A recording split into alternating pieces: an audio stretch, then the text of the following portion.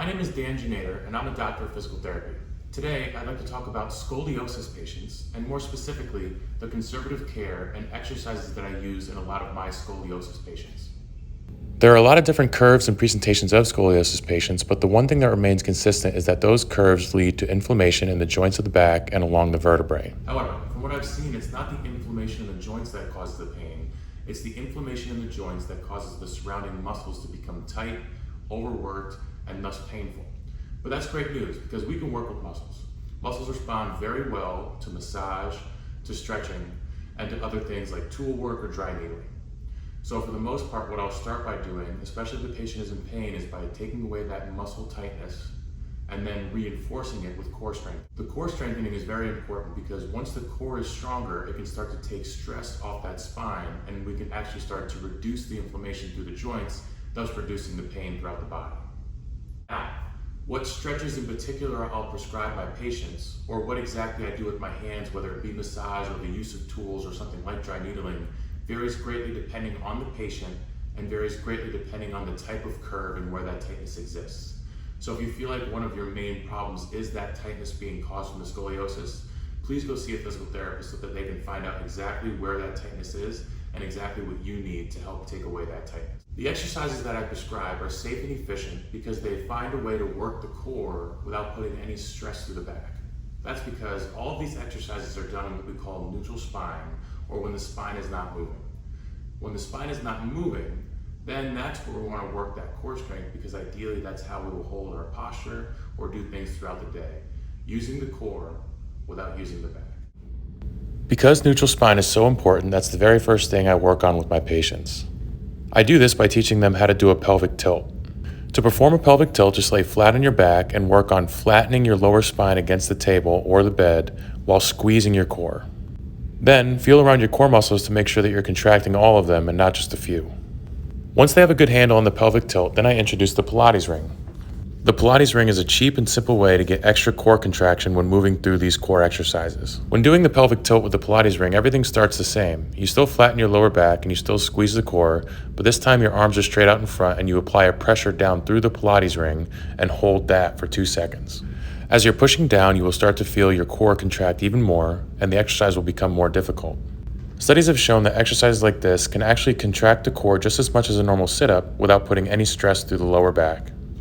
Once the patient has a good handle on that exercise, I'll have them put the Pilates ring around their knees, so now we can work on doing the pelvic tilt, squeezing the core, and adding a push out with the knees against the Pilates ring to start to activate the hips. The core actually means everything from the knees all the way up to the chest, so it's important not to forget the hips when working on the core. It is also not just good enough to work on the abdominal muscles to hold good spinal position, it's also important to work the hips.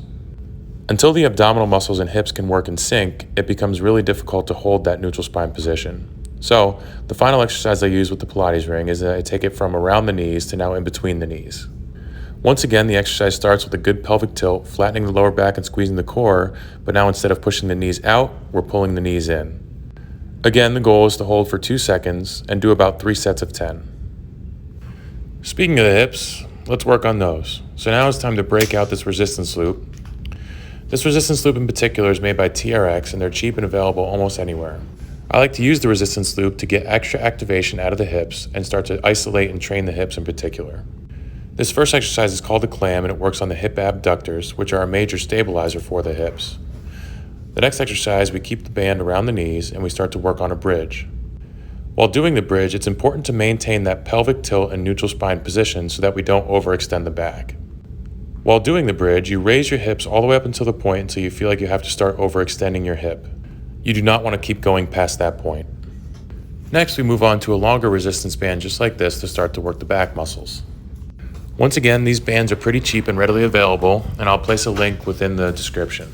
Start by securing the band around the doorknob and closing the door. This will hold the band steady. This first exercise is called a Palloff press, and it involves holding the core steady in that pelvic tilt position while resisting the band from pulling you back in towards the door. Next is a similar exercise called the wood chop. What you're going to do is take the band and put it around the top of the door, but you're still going to hold that nice good pelvic tilt position standing perpendicular to the band, but this time you're going to start from an up and across and pull down and across. Then putting the band back around the doorknob level, we can start working on the back muscles. One of the hallmark ways to work the back muscles is a simple row just like this. This is a great way to start to work the upper back and the scapular retractors. Next, keep the band right there and you can work on something called a shoulder extension. This exercise targets a little bit lower in the back to work the lat muscles. Finally, we can start to progress into some body weight exercises. This first one is an absolute hallmark exercise called the bird dog. The bird dog really starts to work on just how well you can hold a neutral spine. The goal is to be on fours while holding a pelvic tilt position, keeping that neutral spine while moving your legs and arms in opposite ways. Next, I like to progress the patients into a plank on the knees. Again, knowing I'm a broken record, it's all about holding that pelvic tilt and that neutral spine. If they do a good job on the knees and it's pretty easy, then we can progress into a full body plank just like this. I follow that up by now going into a side plank, once again starting on the knees, working the obliques, and holding a neutral spine. And if that goes pretty well, then guess what? We can work into a full side plank just like this. I like to build up to the point where you can hold a plank for 30 seconds with no issues. Now, there are literally hundreds of exercises that are good for building core strength and that are even safe for scoliosis patients. But these are some of my favorites because it reinforces finding the neutral spine, contracting the core and keeping the body in neutral spine, while then doing other movements to challenge the system. These exercises are especially good for patients with scoliosis that have had the rod put in, because then you can't move your spine at all. So working that core with the body in neutral spine is exactly what you're going to have to do for the rest of your life. That's why I like starting here and thriving here. For more information on exercises or physical therapy in general, you can find me on Instagram or TikTok, and feel free to reach out with any questions you might have.